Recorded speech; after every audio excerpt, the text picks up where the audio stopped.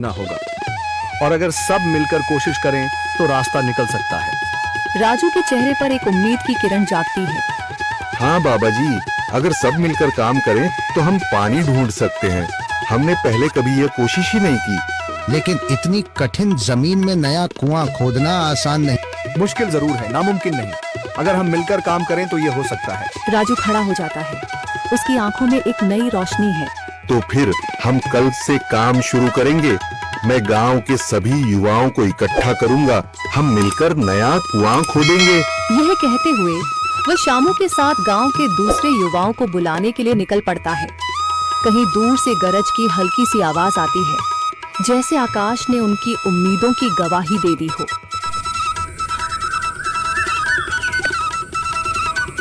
अगली सुबह राजू और शामू गांव के युवाओं को इकट्ठा करने निकल पड़े।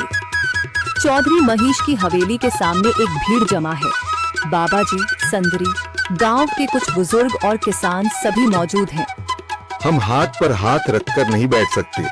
अगर अल्लाह ने हमें हिम्मत दी है तो हमें खुद पानी के लिए मेहनत करनी होगी। हम एक नया कुआं खोदेंगे। लेकिन राजू, क्या हमें यकीन है कि वहाँ पानी मिलेगा? बेटा, पानी जमीन के अंदर होता है, बस सही जगह खोदने की जरूरत है।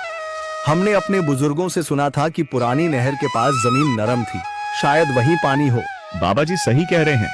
अगर तुम सब यह काम करने के लिए तैयार हो तो मैं अपने कुछ मजदूर भेज सकता हूँ। धन्यवाद चौधरी जी, लेकिन हम सब खुद भी मेहनत करेंगे। यह हमारे गांव के अस्तित्व की लड़ाई है। संदरी, जो अब तक चुप थी, आगे बढ़ती है। हम औरतें भी पीछे नहीं रहेंगी। हम पानी लाने की व्यवस्था करेंगी, खाना बनाएंगी, ताकि तुम सब आराम से काम कर सको। यही हिम्मत चाहिए थी संदर। पूरा गांव एक नई उम्मीद के साथ कुआं खोदने की तैयारी में जुट जाता है। दूसरी ओर कुआं खोदने का काम शुरू हो चुका है। राजू, शामू और दूसरे युवा बेलचे चलाने लगते हैं। मिट्टी बाहर निकाली जाने लगती है। तेज गर्मी के बावजूद सब पूरी हिम्मत के साथ जुटे हुए हैं। दोपहर की तेज धूप जमीन आग की तरह तप रही है। गांव के लोग लगातार कुआं खोदने में जुटे हैं।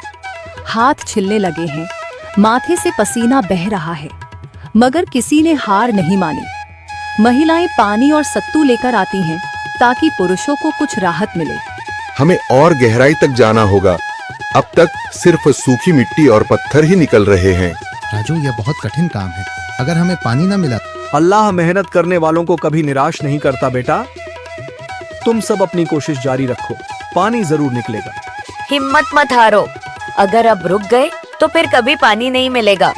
सभी फिर से जोश में आकर काम में जुट जाते हैं, मगर सूरज की तपिश बढ़ती जा रही है और कई लोगों की सांसें तेज चलने लगती हैं। तभी एक तरफ से रामलाल और उसके आदमी हंसते हुए आते हैं। अरे भाई, तुम्हें लगता है कि जमीन तुम पर रहम करेगी? हाँ हाँ, ना समझ लोग, ये सब बेकार की मेहनत है। रामलाल, हमारा हौसला मत तोड़ो। अगर तुम मदद नहीं कर सकते तो कम से कम मजाक भी मत उड़ाओ। मदद? हाँ, मैं अपने कुएं का पानी बेच सकता हूँ, मगर मुफ्त में नहीं दूंगा। राजू सब अनसुना कर फिर काम में लग जाता है। शाम होने लगती है, लेकिन अभी तक पानी का नामो निशान नहीं। कुछ लोग मायूस होकर पीछे हटने लगते हैं। राजू, शायद रामलाल सही कह रहा है। यह सब बेकार है। नहीं शामू, हमें हार नहीं माननी। अगर आज हार गए तो फिर कभी हिम्मत नहीं कर पाएंगे। तभी अचानक फावड़ा किसी कठोर चीज से टकराता है। एक अजीब सी आवाज आती है। राजू चौंक कर देखता है और जल्दी जल्दी मिट्टी हटाने लगता है। अचानक एक ठंडी लहर महसूस होती है। सभी लोग दौड़ कर आते हैं। जैसे जैसे मिट्टी हटती है, नीचे से गीली जमीन नजर आने लगती है। सब हैरान रह जाते हैं। सुभान अल्लाह, मैंने कहा था ना, अल्लाह हमारी मेहनत को जाया नहीं करेगा। राजू और बाकी सभी जोर लगाते हैं। कुछ ही पलों बाद अचानक मिट्टी के नीचे से पानी की एक छोटी सी धारा फूट पड़ती है। गांव वाले खुशी से चिल्ला उठते हैं। पानी पानी निकल आया।